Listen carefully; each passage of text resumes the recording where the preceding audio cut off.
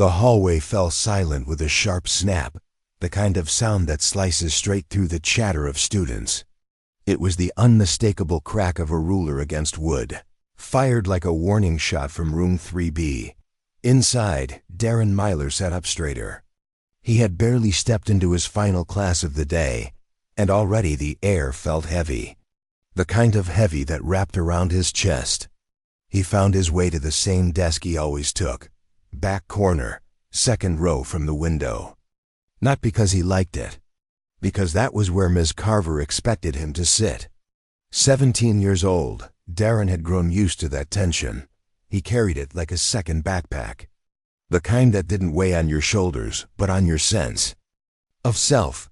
Oakridge High School looked polished from the outside. The kind of place with banners that said excellence through effort and a perfectly trimmed lawn. But inside those white halls, some students glided through. Others had to fight, just to be heard. Darren was the latter. He came from Crest Hill's South Side, raised by his mother, Angela, a night shift nurse who barely had time to sleep between jobs. Their apartment was modest but clean, full of the scent of lavender and old paperbacks. His mother's love was quiet but fierce, the kind that insisted he aim high even when the world tried to push him low. Darren wasn't the kind of kid to make noise. He wasn't loud, wasn't flashy, but he was bright. His eyes soaked in everything, every word, every tone, every shift in a room's energy. Especially Ms. Carver's. She swept into the classroom with a stack of essays clutched tightly to her chest. Her heels clicked like a metronome, her gray bun wound tight as her smile. The students fell into a hush. She didn't have to speak to silence them. "Seats, now," she said, placing the papers onto her desk. "I finished grading your civil rights movement reports." Darren exhaled slowly. Ms. Carver adjusted her glasses, scanning the room as if measuring each student. "I was pleased with several submissions. Sarah showed excellent research. Ethan's work was concise and on point. Rachel made insightful observations." Then she paused. Her gaze cut toward the back. And then there were others who didn't meet expectations. Darren didn't need her to say his name. He knew. He always knew. She continued, "Darren, come collect your paper." His legs moved before his mind could catch up. The room quieted as he walked to the front, keeping his chin tucked. He didn't need to see their eyes to feel them watching. Miss Carver didn't meet his gaze. She handed the paper to him like it was a used tissue. Scrawled across the top in red, "See underneath, weak clarity, insufficient depth, minimal critical thinking." Darren's heart dropped into his shoes. I spent a lot of time on this," he said softly. Miss Carver raised a brow. "Effort is not the same as excellence, Darren." He opened his mouth, but nothing came. "It's not enough to try. You need to understand what you're writing, not just throw facts on a page." Each word carved into him like stone. He returned to his seat slowly, gripping the essay like it might shatter. Back at his desk, he stared at the paper. 4 nights. Hours of reading speeches, articles, digging through library books, while other students laughed in the hall. All for this. And somehow, Ethan, who'd spent most of that time joking around in the back of the class, got a name Ms. Carver's voice floated on, talking about 1960s protests, but Darren didn't hear any of it. All he could hear was her voice from moments earlier. "Effort is not excellence." The bell finally rang. Students packed up. Miss Carver called out, "Darren, if you're struggling, I suggest you meet with me after class." There's no shame in asking for help. It wasn't an offer. It was an assumption. He nodded without looking up. "Okay, ma'am." He tucked the paper deep into his backpack like it was a secret he needed to bury. Outside, the sun dipped lower behind the school. Long shadows stretched across the courtyard. Darren leaned against the fence by the basketball court, watching players shout and pass the ball beneath the fading sky. He heard footsteps and turned to see Miles jogging over, sweat streaking down his temple. "You look wrecked," Miles said, tossing his duffel to the ground. Darren gave him a weak smile. Feel that way too. Miss Carver again? Yeah, Minus said I didn't get it. Miles frowned. You're kidding. You worked your butt off. I saw you pulling those books from the library, highlighting like a maniac. I don't get it, Darren muttered. She barely read it before giving it back. She just decided. Miles leaned against the fence, arms crossed. She doesn't say that stuff to Ethan or Rachel. Rachel literally printed a summary from Wikipedia last month. Darren nodded. I know, but it's always me who's missing the point. Always me who needs extra help. You gonna tell your mom? Darren hesitated. She's already got so much going on. Double shifts, rent. I don't want to pile this on. Miles looked at him squarely. That's not piling. That's speaking up. If you don't say something, she'll just keep doing it. Darren looked down at the ground, kicking a rock with his shoe. Maybe, I don't want her to think I can't handle it. She want to know. You've been working too hard to be treated like this. The sun dipped lower, painting the sky orange. Darren didn't reply. But the paper in. His bag felt heavier than it had all day. He couldn't pretend anymore that it didn't matter. He had always stayed quiet, always given people the benefit of the doubt. But Ms. Carver's words didn't feel like feedback. They felt like a verdict. Miles gave Darren a soft nudge, his voice calm but edged with urgency. Look, man. If Ms. Carver's messing with your grades, it's not just gonna magically stop. Somebody has to call it out. And let's be real, she's not the type to admit when she's wrong. Darren's jaw tightened as he exhaled through his nose. I get it, he said, voice low. But it's like I'm stuck in this invisible boxing match. I keep swinging, but nobody sees the punches I'm taking. Miles walked beside him in silence for a beat, then spoke with quiet intensity. That's 'cause most people aren't looking, or maybe they just don't want to. Darren kicked at a crack in the sidewalk, his mind spiraling back to class. It wasn't just the grade, it was her tone. The clipped way she said his name. The way she'd compliment students who half-tried, but looked at him like he didn't belong in the room.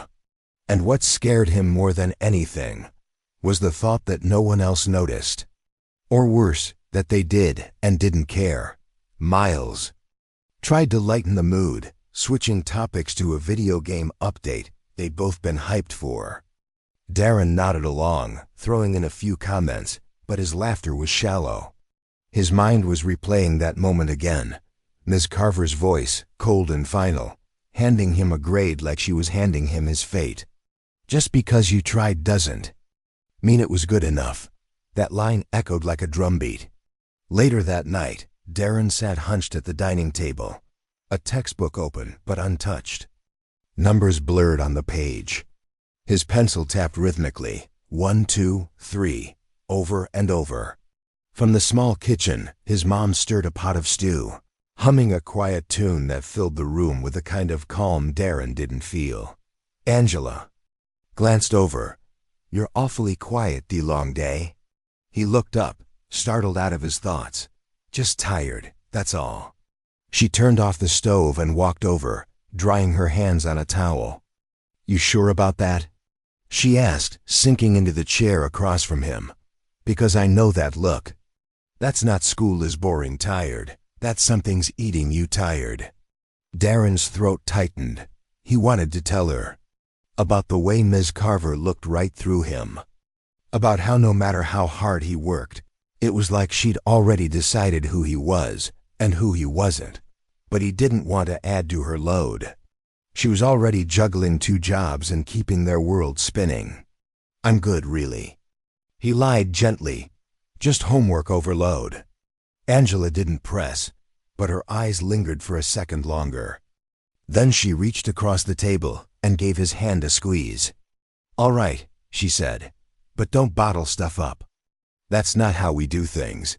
He nodded and forced a faint smile. Got it. Angela stood and returned to the stove. Her voice soft as she called over her shoulder.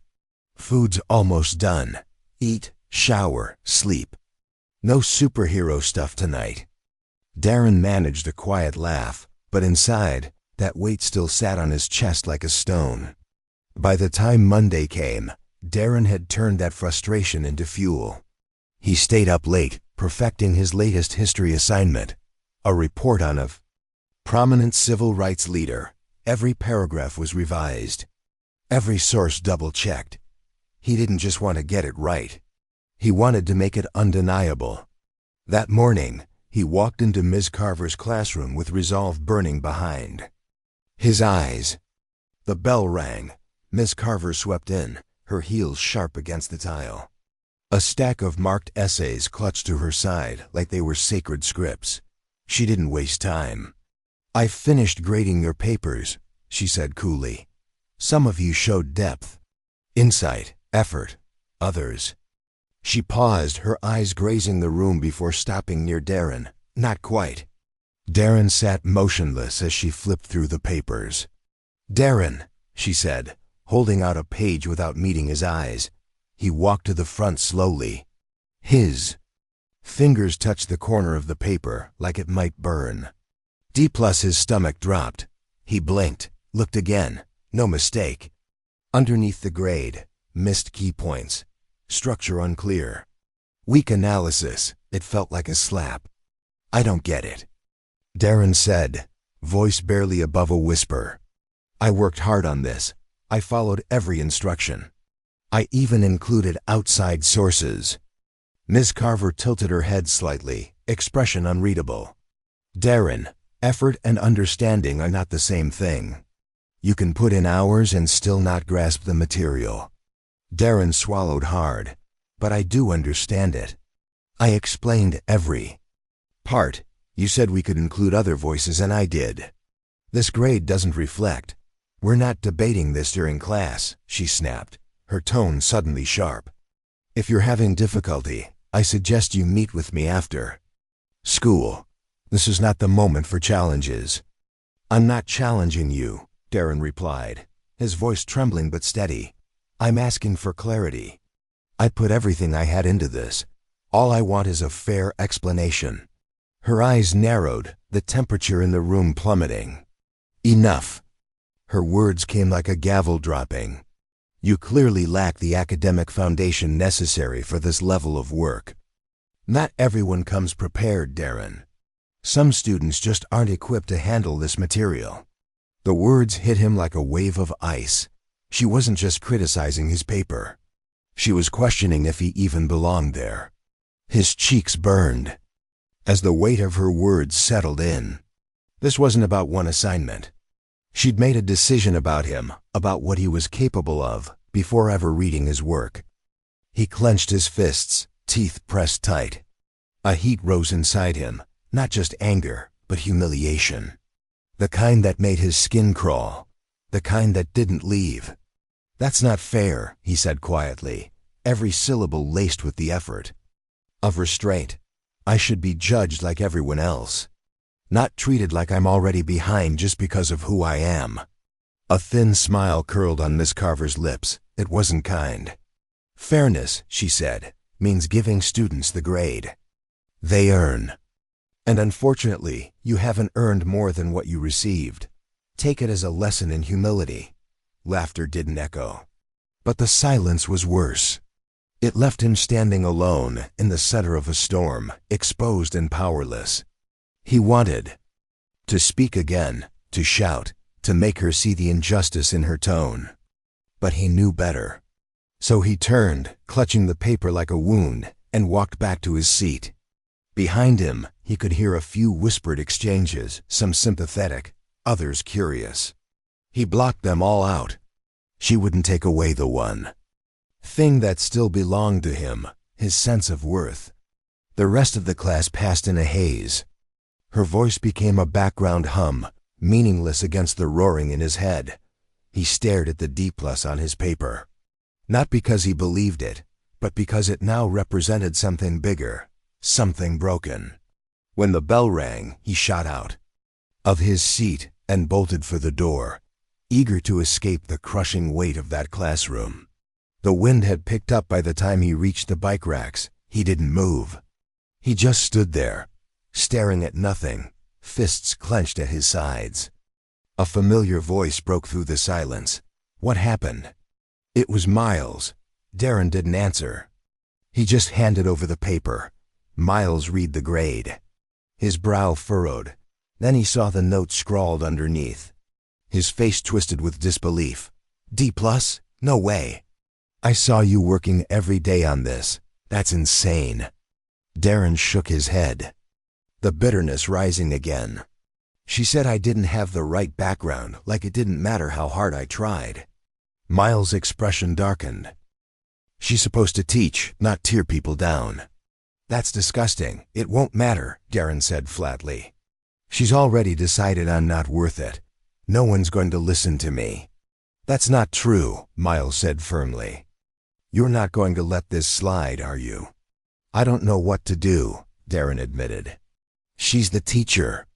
I'm just the kid who doesn't get it, remember? Miles leaned closer, voice lowered but urgent. Tell your mom. I mean it, man. If she thinks she can get away with this, she's dead wrong. Darren looked away, his thoughts tangled.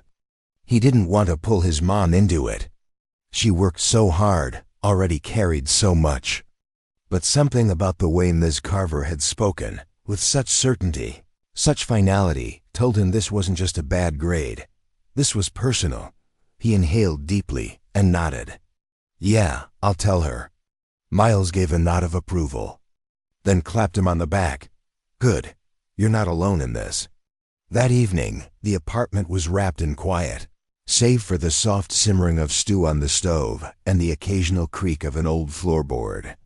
Darren sat at the kitchen table. His homework spread in front of him, though his pencil hadn't moved in 10 minutes. His mind wasn't on history or science. It was still back in room 3B, replaying Ms. Carver's words like a broken record. Effort is not excellence. His mother, Angela, moved gracefully around the kitchen, exhaustion clinging to her like the scent of disinfectant from her shift. Still in her scrubs, she stirred the pot, glanced at the wall clock, then back at Darren. You've been real quiet today, she said gently, wiping her hands on a towel and taking a seat across from him. Her voice was soft but searching. Something happened at school? Darren hesitated. He'd been holding this in for days, weeks. Maybe. A knot tightened in his chest. He wanted to spare her the burden. But looking into her tired, yet always attentive eyes, he knew pretending wasn't going to cut it anymore. He lowered his pencil, rubbed the back of his neck, then finally spoke. It's Miss Carver, he said, his voice quiet. She gave me a Feminus on my history report. Said it lacked depth and critical thinking. Angela frowned, not out of surprise, but concern. That's the paper you stayed up late working on all weekend, right? He nodded slowly. I spent 4 nights on it. Library research, outlines, rewrites. I even asked Miles to proofread it. I thought it was one of the best things I'd written. Angela tilted her head. And she didn't give you any real feedback? Just a bad grade? She gave me feedback, he said bitterly. She said I didn't understand the material. That I was just throwing facts on a page. Like I didn't get it. But I did, I do. Angela's expression grew still, her eyes narrowing in a familiar protective way. Has she said things like this before? Darren paused, the silence speaking louder than words. Yeah, he said finally. Every time, no matter what I do, it's never enough. I watch other kids hand in sloppy stuff, and they get A's. She even praised Ethan's report.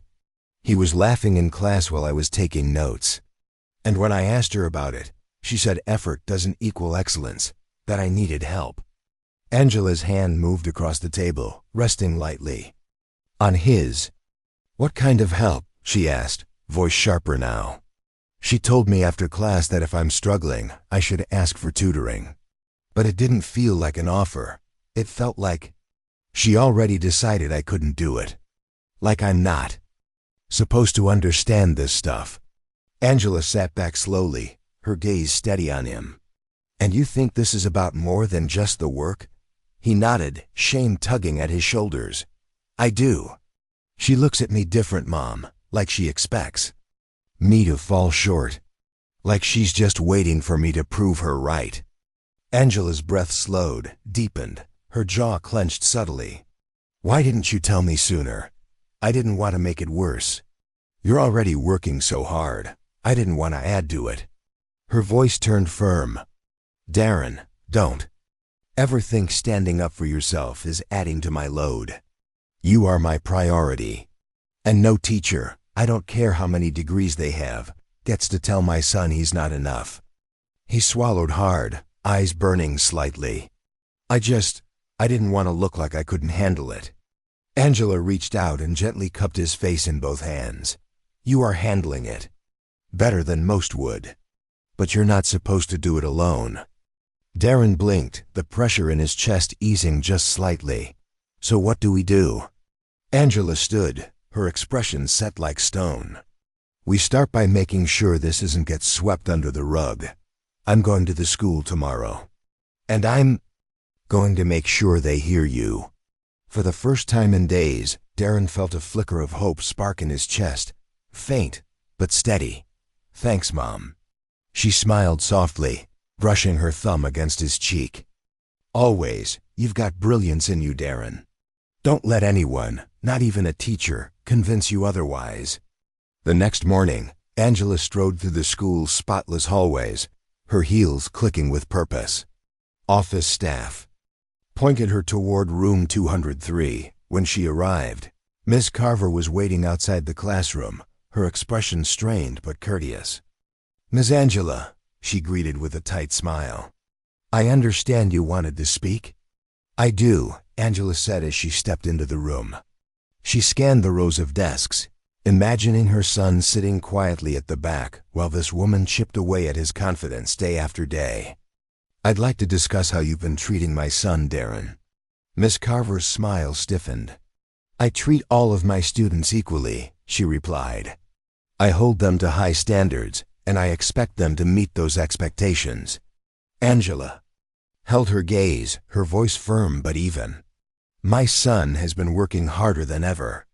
I've watched him stay up nights perfecting every assignment. And yet, time after time, he's met with low marks and vague comments about his background. So, I have to ask, what exactly do you mean by that? Ms. Carver's eyes narrowed just slightly, and her tone turned colder. Mrs. Bennett, I'm simply doing my duty as an educator. I can't adjust my standards just because certain students come from less academically enriched environments.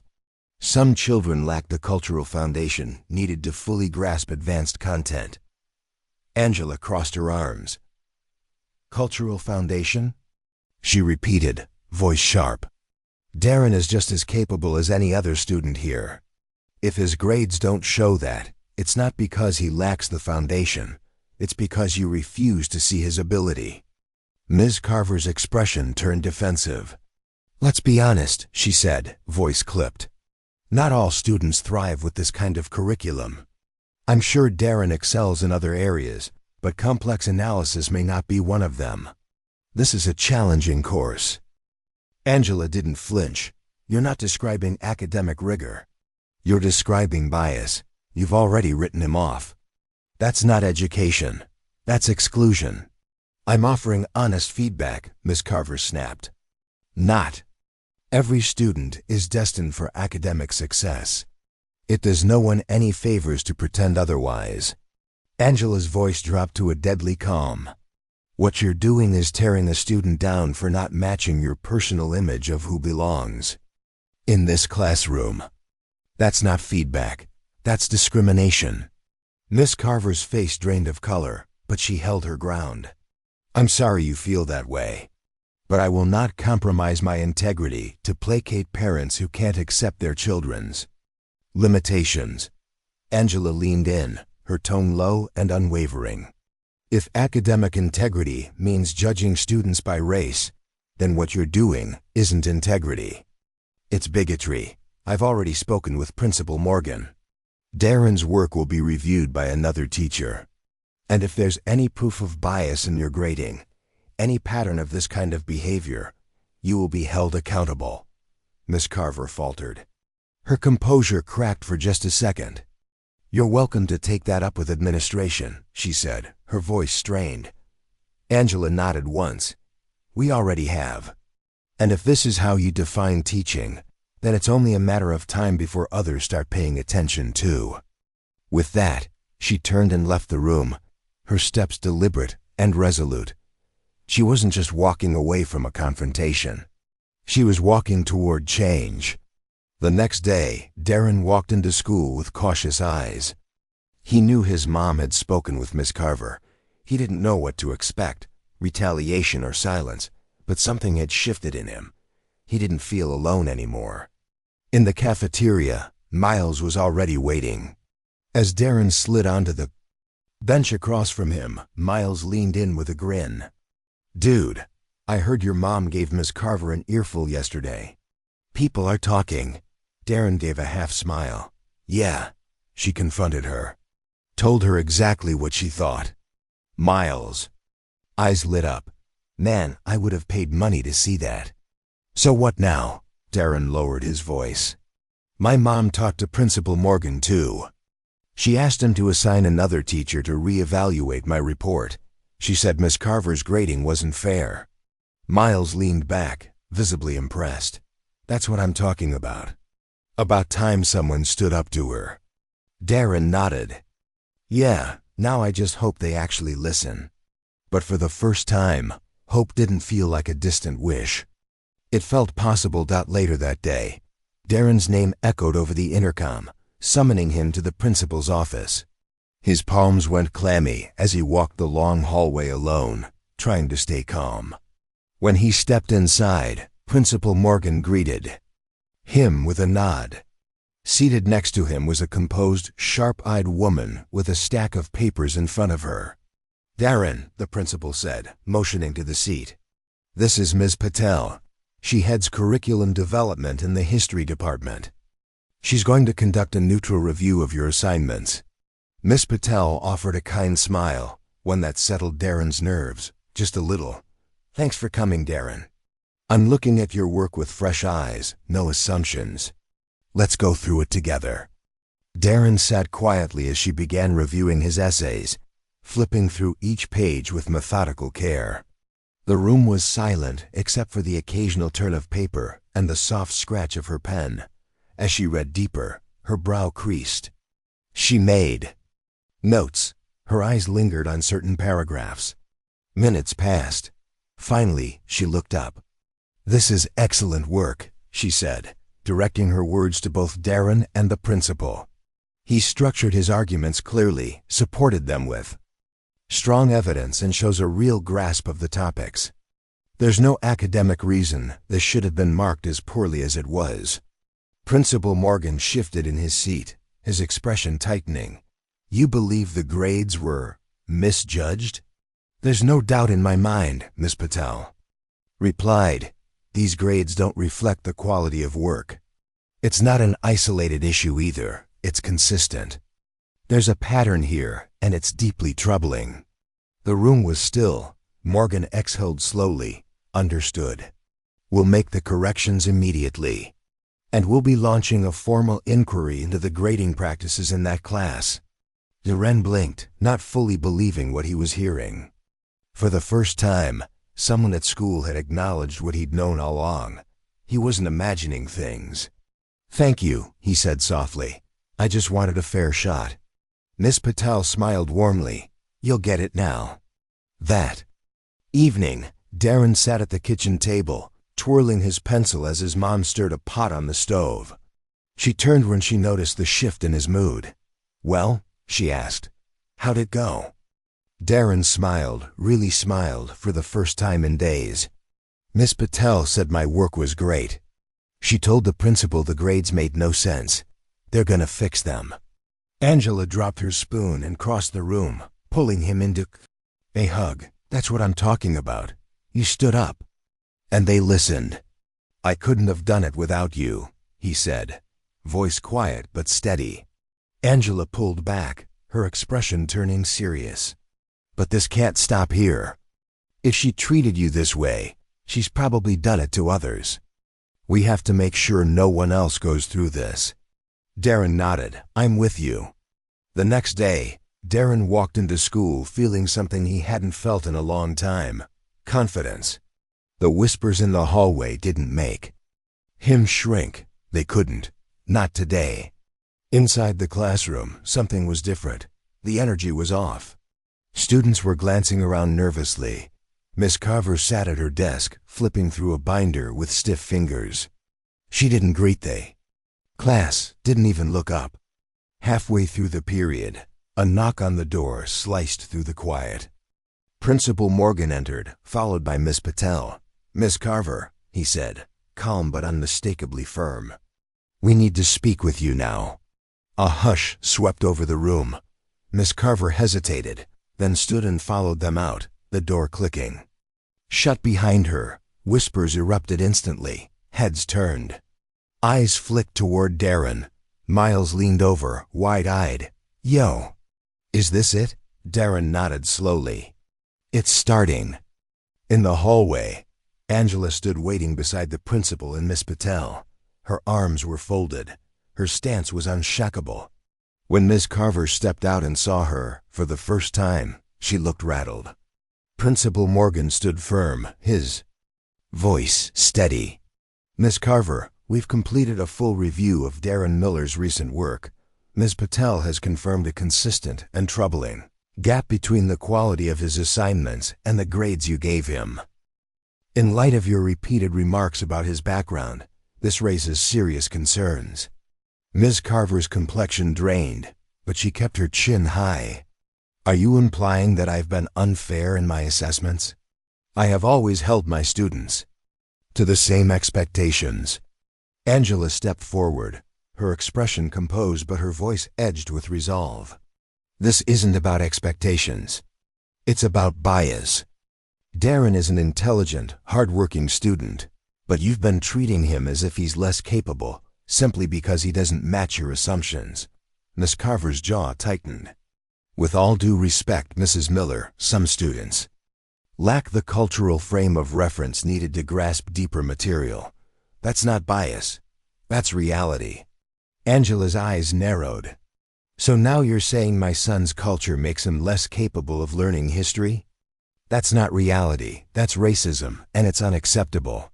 For a split second, Miss Carver's mask slipped.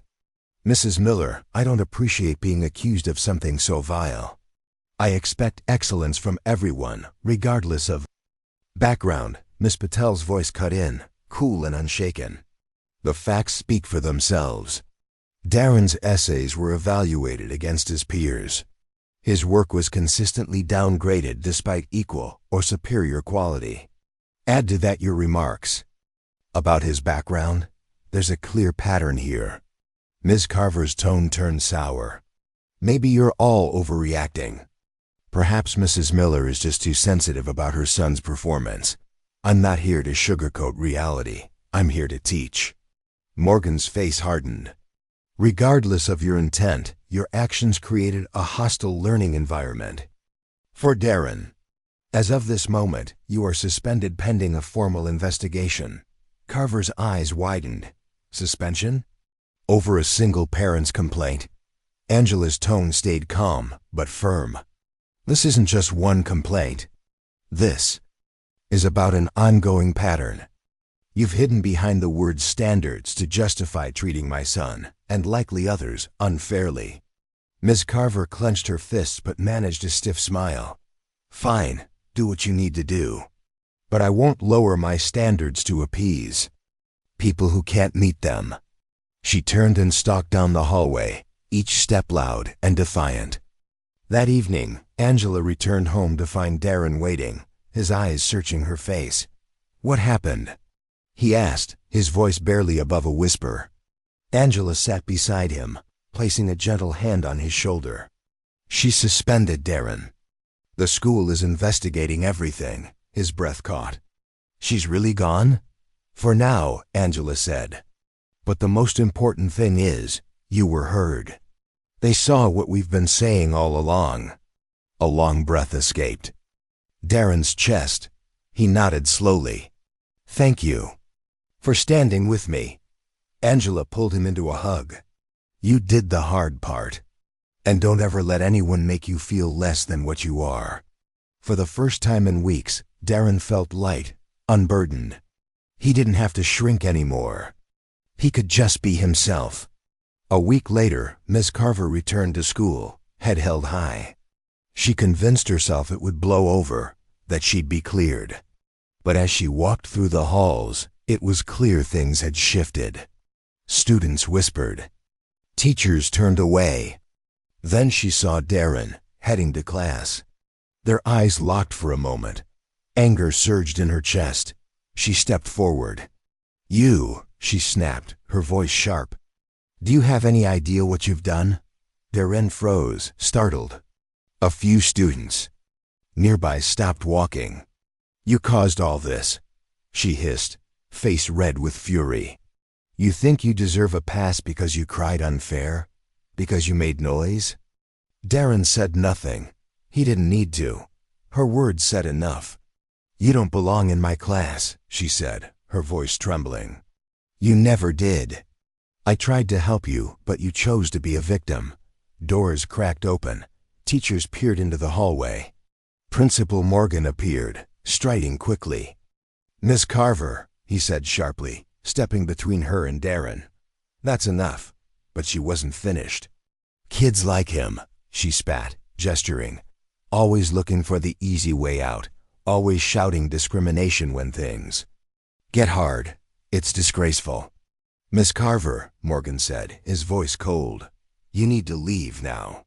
She shook her head, incredulous. "I have a right to defend myself." "You've crossed the line," he replied. "Your employment is terminated, effective immediately." Miss Carver's face crumpled.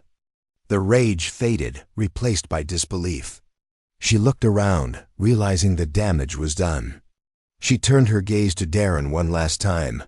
"This is your fault," she whispered. "You ruined everything."